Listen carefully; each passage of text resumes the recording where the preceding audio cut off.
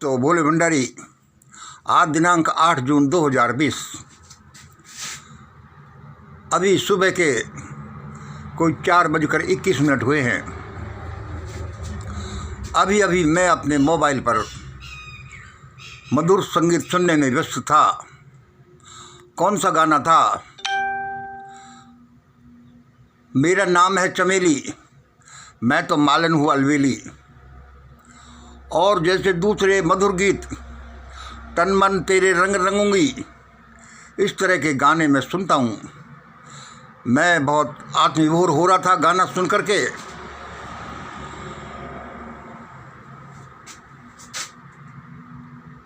फिर मेरे कानों में कोई फुसफुसाया और मैंने कि ये तो परमात्मा की आवाज़ है।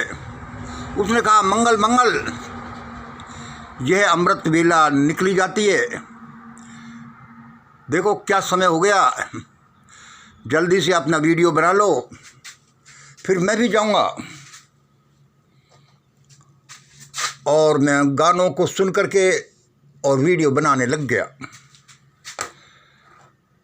मैंने कहा हाँ यार, ये अमृत वेला निकल नहीं जाए, 4:21 तो हो गए,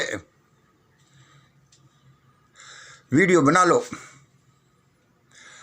मैं सोचने लगा कि परमात्मा, क्या तू भी इस दुनिया के लोगों से डरता है, जो इस दुनिया के लोगों को जागते ही तू जाने कहाँ विलीन हो जाता है। भाई ऐसा मत किया कर, तू ऐसा बुज़दिल, तू ऐसा कायर निकलेगा तो यह दुनिया कैसे चलेगी। खैर, मेरा भगवान इतना बुज़दिल व कायर नहीं है, वो अपने हिसाब से ही कोई अपना काम करता है।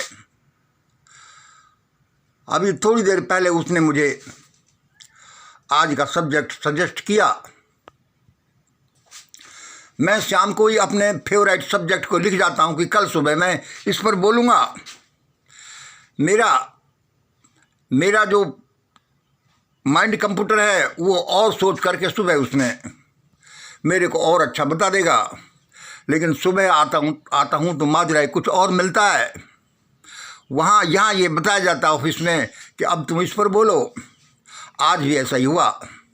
मैं कोई और सब्जेक्ट लिख कर गया था और उसने बोला कि अब आज का सब्जेक्ट ये रखो। क्या सब्जेक्ट है मैं आपको बताता हूँ। अब ये ABC एंड कंपनी ये छुपेंगे, भागेंगे और फिर एक नए उद्धारक का चोला पहनकर समाज सुधारने को निकलेंगे। लेकिन अब ये ABC एंड कंपनी छुपेंगे, भागेंगे और फिर एक नए उद्धारक का चोला पहनकर समाज सुधारने निकलेंगे। लेकिन यह चोला पहनकर निकलना इनके लिए ज़रूरी होगा। यह अपने दिल से ये काम करें नहीं करें, लेकिन अपनी रक्षा के लिए, अपने अस्तित्व के लिए, अपने बच्चों के लिए इनको यह काम करना पड़ेगा। चलो दिल से भी नहीं करें तो कोई बात नहीं, कोई अच्छा काम कर लेंगे, यही बहुत बड़ी बात है। इसमें कोई बुराई की बात नहीं। कहते हैं ना, सुबह का भूला भटका शाम को घर आया, इसमें कोई बुरी बात नहीं है। लेकिन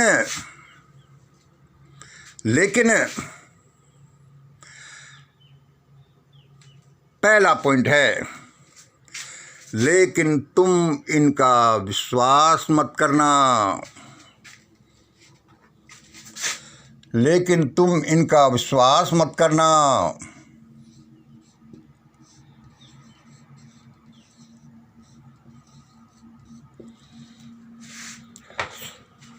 लेकिन तुम इन बहरूपीय लोगों का विश्वास मत करना।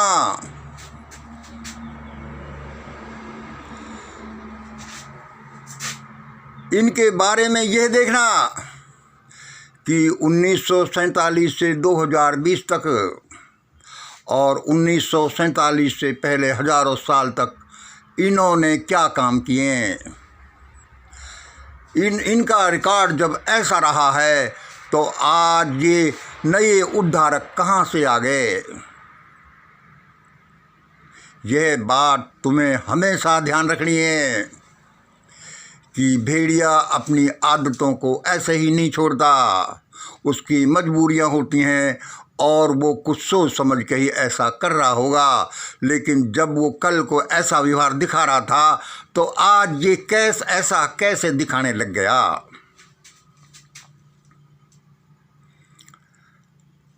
पहला पॉइंट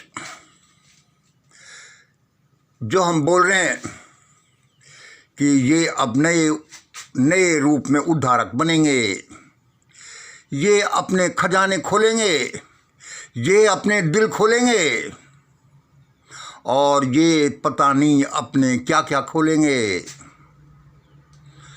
देखो देखो देखो, ऐसा है, ये बड़े त्यागी बन जाएंगे। चलो कोई बुरी बात नहीं है, ये हमारे परिवार के सदस्य हैं, समाज के मेंबर हैं, ऐसा बनने में कोई बुरी बात नहीं है। लेकिन पहला पॉइंट है कि तुम इनका कभी विश्वास मत करना, कभी विश्वास मत करना।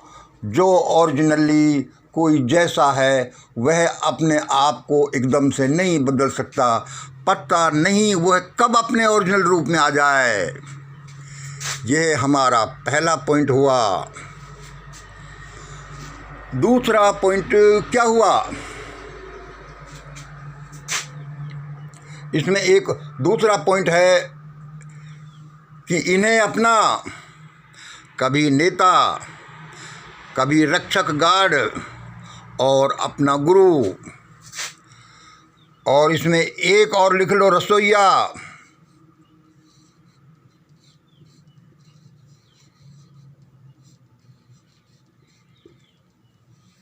रसोइया, या इसमें एक दो पॉइंट और भी लिखे जा सकते हैं कि यह कभी मत बनाना। इन्हें अपना नेता, अपना रक्षक गार्ड, अपना गुरु और अपना रसोइया कभी मत बनाना। इन्हें जज भी मत बनाना।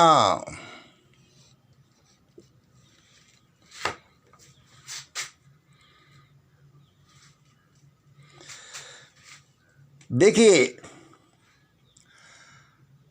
ऐसे ही कुछ और पॉइंट हो सकते हैं। पहला पॉइंट क्या है? तुम इनका विश्वास कभी मत करना। इन्हें अपना नेता, रक्षक गार्ड, गुरु, रसोइया, जज इत्यादि कभी मत बनाना। कभी नहीं तो कम से कम 20-25 साल कभी मत बनाना। 20-25 साल बाद ऐसा समाज हो जाए जिसमें कोई पता ही नहीं चले कि कौन क्या है, तब की बात अलग है। और 20-25 साल बाद ये डिसाइड किया जाएगा कि नए नियम क्या बनाए जाएं। हमारे 2 पॉइंट हो गए।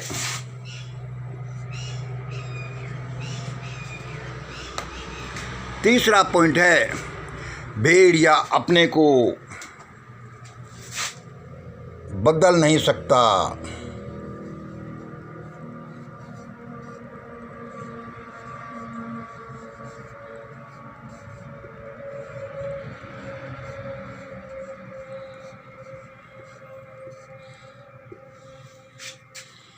भेड़िया अपने को बदल नहीं सकता। अरे भाई, तुम क्या कहते हो? भेड़िया अपने को क्यों नहीं बदल सकता? भेड़िए देखो, जंगल में रहते रहते मानव संपर्क में आकर के कुत्ते बन गए और वो सबसे मानव के वफादार दोस्त हैं। अपने मालिक पर आंच नहीं आने देते, चाहे खुद मर जाएं। बिल्कुल बात आपकी सही है, लेकिन यह भी परिस्थितियों के अनुसार है। यदि आज परिस्थितियां बदली तो उस कुत्ते को अपने ओरिजिनल रूप में आते हुए देर नहीं लगेगी। भेड़िए फल सब्जी नहीं खाते, वो सिर्फ मांस खाते हैं। और कुत्ते मांस के साथ साथ रोटियां भी खाने लगे हैं और अभी वो सब्जी और फल खाने नहीं लगे।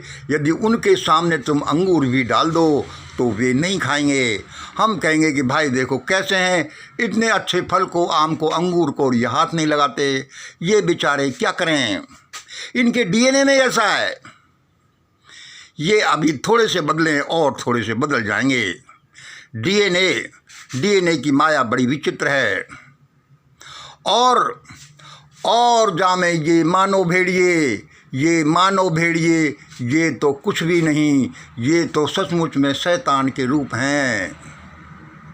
हमने देखा, हमने पढ़ा था किताबों में कि भेड़ियों में इतनी दया होती है कि उन्होंने जंगल में घूमते हुए अनाथ बच्चों को पाल लिया।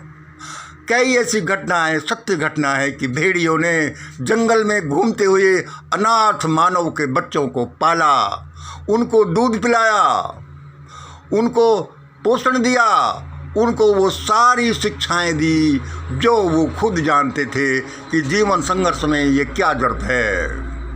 उनको रहने सहने का आश्रय बताया। लेकिन भारत के ये मानव भेड़िए, इनको भेड़िए कहना भी भेड़ियों का अपमान करना है। ये शैतान है। जितने घटनाएं मानव इतिहास में भेड़ियों द्वारा मानव पुत्रों को पालने की है, उससे बहुत कम घटनाएं होंगी कि ये शैतान, ये मानव भेड़ियों ने किसी अपने छोटे भाई के मानव पुत्र को पाला हो, उसको शिक्षा दी हो, उसको भरपेट खाना दिया हो। इसलिए आज जो हमारा ये विचार है, जो हमें परमपिता परमेश्वर ने बोला है, जो सुबह बोलता है कि आज तुम यही बोलो और यही पॉइंट रखो, हमने उनसे कहा कि सर ये तो बहुत कठिन पॉइंट है, लेकिन क्या करें, ऐसा ही करो। अब आप चौथे पॉइंट पर आइए। वह चौथा पॉइंट क्या है?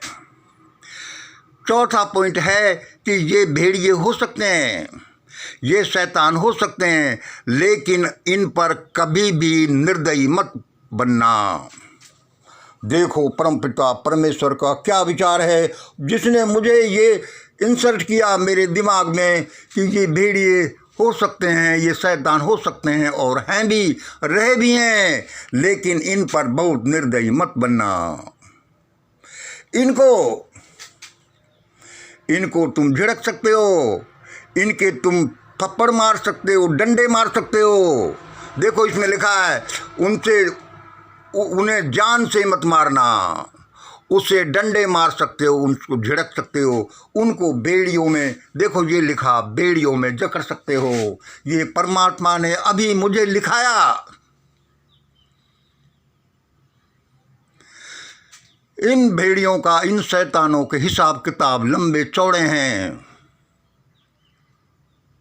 इन्होंने हजारों साल तक भारतीय मानव समाज में क्या किया जिसको बयान नहीं किया जा सकता, लेकिन आज हमें उसको भूलना है। इसलिए इनके प्रति निर्दयी नहीं होना, सिर्फ थप्पड़, डंडे और बेड़ियों का प्रयोग तो करना है, लेकिन किसी की जान नहीं लेना। हजारों साल का मानव इतिहास भारत में देखा जाए तो बहन बेटियों के साथ, लोगों के साथ कितने भयानक अन्याय अत्याचार किए जिनका इस दुनिया में शान ही नहीं मिलता। यदि हम उन सब को देखें तो हमारा आज का जीवन भी कंठ का किरण हो जाएगा। परमात्मा ने भेड़ियों को, शैतानों को इस दुनिया में ऐसे ही नहीं बनाया। वे भी भगवान के बच्चे हैं, वे भी प्लस माइनस हैं इस दुनिया में, जो कि दूसरों को सुधारते हैं। जैसे ही रात नहीं होती तो भला दिन कहाँ से आता, प्लस माइनस आता है। तो ये इस दुनिया का चक्र है, इसलिए हमें किसी से कोई घृणा नहीं करनी, किसी को मारना नहीं जानते, कंट्रोल में रखना है और जरूरत पड़े तो सिर्फ डंडे मारने हैं। इसलिए मेरे दोस्तों, मेरे प्रेमियों, मेरे अजीजों, आज जो मैं ये बोल रहा हूँ वह ऐसे नहीं बोल रहा, सालों से चिल्ला रहा हूँ जो ऐसे ही नहीं चिल्ला रहा। परम पिता परमेश्वर भी अपने स्वर्ग से पता नहीं कहाँ कहाँ से आकर मेरे सामने प्रकट हुआ। मंगल मंगल, ये लो ये लो ये लो, अरे ये श्रीयंत्र ले लो, इसमें सब कुछ है, यह स्वर्ग का द्वार है। इसको लेने का मतलब यह नहीं है कि इसको लेते ही तुम्हारे जीवन में धन धान्य सब तरह के सुख आ जाएंगे, लेकिन ये द्वार है, इसके द्वार खोलकर आपको अंदर घुसना है, मेहनत करनी है, सोचना है, सीखना है कि इस श्रीयंत्र के अंदर हम कैसे एंटर हों।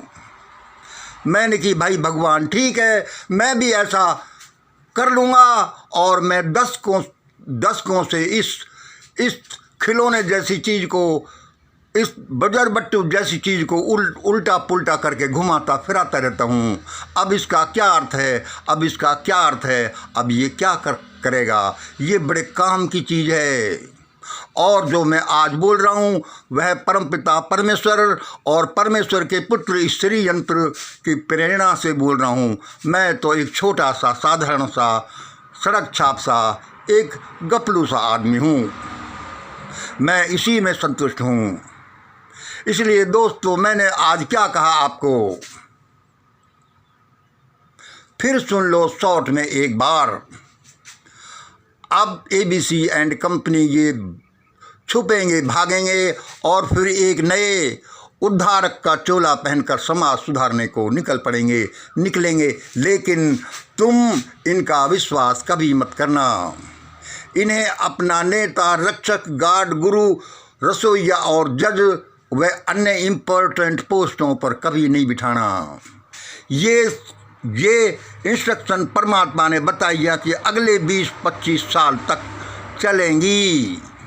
इनको चलाना और इनको चलाना सबके हित में है, ये इनके हित में है, वरना इन लोगों को भी बड़ा नुकसान होगा। तीसरा था कि भेड़िया कभी अपने स्वभाव को नहीं बदल सकता, जो अभी हमने डिटेल बता दिया। इसका मतलब ये नहीं, भेड़िए पर निर्दयी मत बनना, उसे जान से कभी नहीं मारना, उसे बस डंडे और बेड़ियों में जकड़ना है।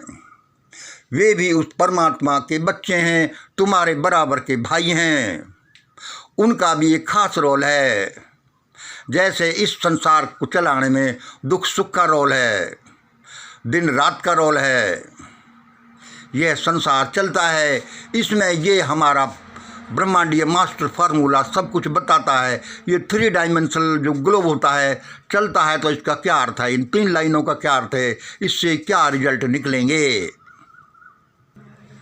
दोस्तों मैं आपको जनरली बताता रहता हूँ कि अब ये great India formula, Mangalam model of great India, ये ब्रह्मांडीय मास्टर फार्मूला भारत पर राज्य करेगा और राज्य बड़े अद्भुत तरीके से करेगा, मुझे ऐसा लगता है।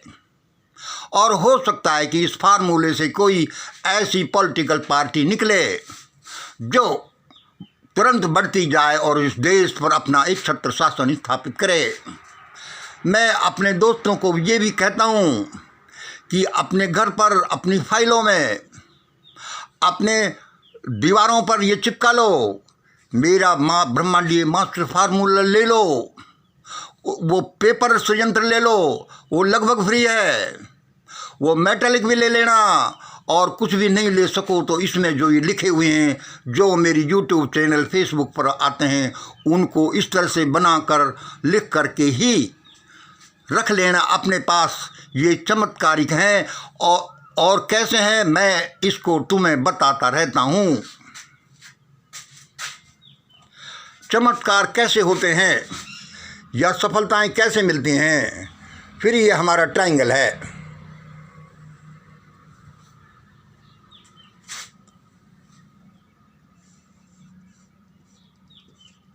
भौतिक, मान लो, समझ लो इस दृश्य रूप में, अभौतिक,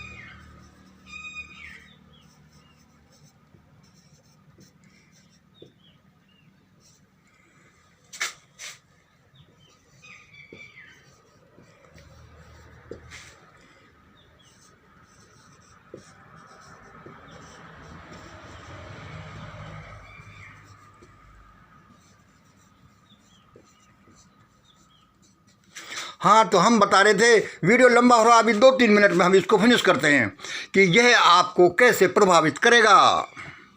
यह संसार, जैसा हम श्री यंत्र में बताते रहते हैं कि 3 तरह से चलता है। भौतिक, जो आपका शरीर है, जो दृश्य है, जो आपको दिखाई देता है। अभौतिक, जो आपकी आत्मा है, जो अदृश्य है, जो आपको दिखाई नहीं देती। और ये तीसरा है, इन दोनों के बीच का है, ये सेमी फिजिकल है, अर्धदृश्य है, ये मन है, ये माइंड है। यह मन, ये माइंड आत्मा को और शरीर को जोड़ता है। इसका काम एक सेतु जैसा है। इसका काम, सभी का काम बहुत इम्पोर्टेंट है। ये एक दूसरे के बिना इनका काम चलता ही नहीं। हम जो कह रहे थे कि हमारे इसमें श्री यंत्र में शक्ति कहाँ से आती है, शक्ति इस बात से आती है कि एक तो ये परमात्मा का सीधा दिया हुआ है। और यदि हम ये कहते हैं और मान लो ये सीधा दिया हुआ है, तो धीरे धीरे देखना इसका प्रभाव बढ़ेगा। और यदि आप इसको टेस्ट करेंगे, अपने घरों पर रखोगे, तो चमत्कार होते जाएंगे। यह चमत्कार तो हमारा अभौतिक, अदृश्य, आत्मिक रूप से हुआ, जैसा कि हमने कहा कि ये परमात्मा ने दिया है। और इसके पीछे संकल्प शक्ति है। संकल्प शक्ति इस आपके भाई मंगल की है, और उसके पीछे उस परम पिता परमेश्वर की है, जो संकल्प शक्ति इसमें काम करती है। तो आपको फ़ायदा जरूर होगा। ये जरूर इस देश और दुनिया की हालातों को बदलेगा। ये भौतिक रूप से कैसे कार्य करता है? ये भौतिक रूप से इस तरह से कार्य करता है कि आप जो भी करते हैं, जो भी आपकी प्रगति या अवनति होती है, वो कैसे होती है? वो ऐसे होती है कि आपके शरीर में क्या जाता है, आपके मन में क्या जाता है। आपके शरीर में मान लो पोषण रहित खाना जाता है, तो वो आपका शरीर ढंग से काम नहीं करेगा। आपके मन में गलत विचार जाते हैं, तो वो ढंग से काम नहीं करेगा। इसलिए यह हमारे पॉइंट हैं 30 + 50 + 20 = 11, जिनको हम डिटेल में बताते रहते हैं।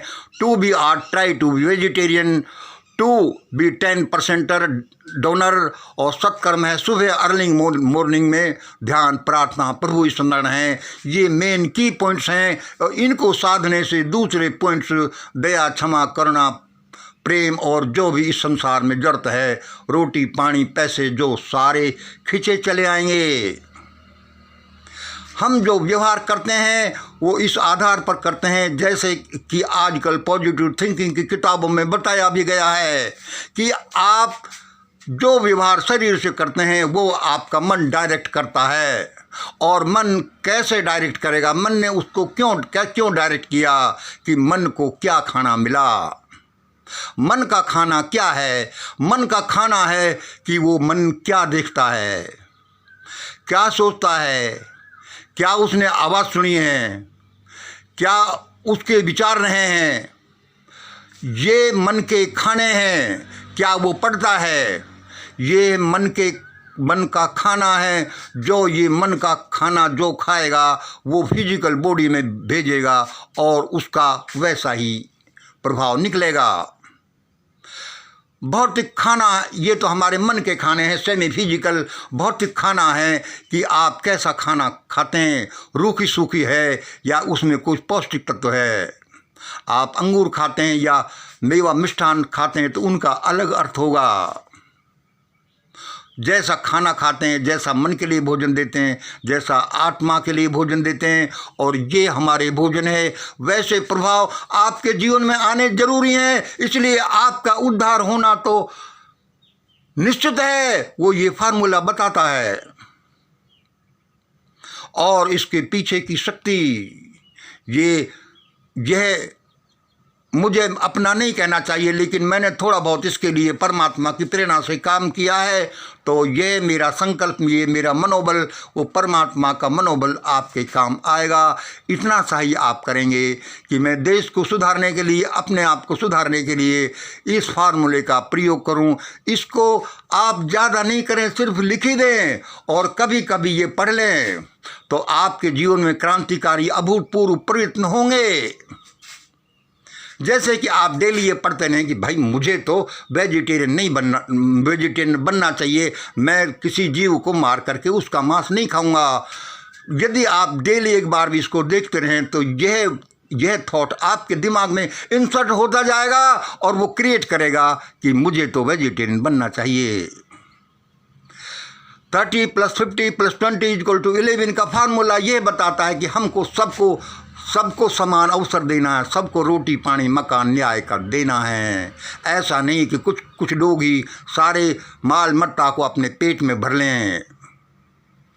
10% ये बताता है कि कभी हमसे कोई गलती हुई, गलत धन हमारे पास आ गया, बिना कमाया आ गया, किसी को यातना देकर आ गया, तो उसका ये कंपेंसेशन है कि परमात्मा ये हमने दे दिया, जिससे कि हमारे पाप कर्म कम हो जाते हैं। और सुबह ध्यान, प्रार्थना, प्रभु स्मरण, इसके तो अति अद्भुत अच्छे परिणाम हैं। जो भी आप करें या नहीं करें, लेकिन आप इनको कभी कभी पढ़ते रहें तो ऐसा आपके जीवन में क्रांतिकारी परिवर्तन आएंगे। और इसको लेने के नीचे आप जरूर लिखेंगे श्री मंगलम श्री यंत्र। ये मेरा कोई स्वार्थ नहीं, मंगलम का मतलब खुशी देने वाला होता है, और ये मेरे नाम के साथ भी अटैच्ड है, कोई दिक्कत नहीं है। आज हम इस तरह के मोड़ पर खड़े हैं कि यदि हम नहीं चेते तो हम एक भयानक अंधकार में नहीं, जलते हुए कुएं में गिर जाएंगे, जिससे निकलने का कोई रास्ता नहीं होगा।